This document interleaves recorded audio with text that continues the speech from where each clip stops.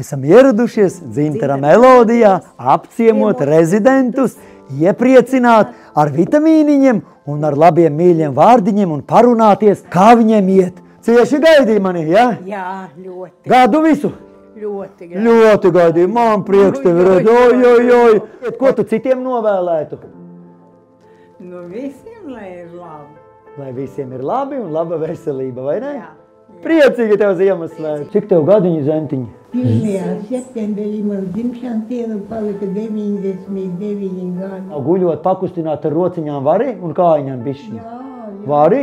Tu pildi vingrinājumus? Es pildu, es vingroju. Katru dienu? Jā, šodien tikai es aizmirsu.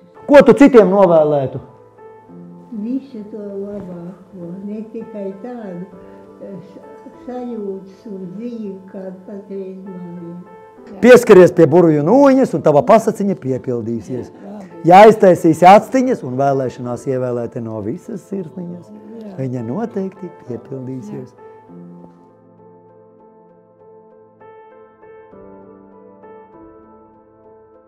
Labais vairo labo.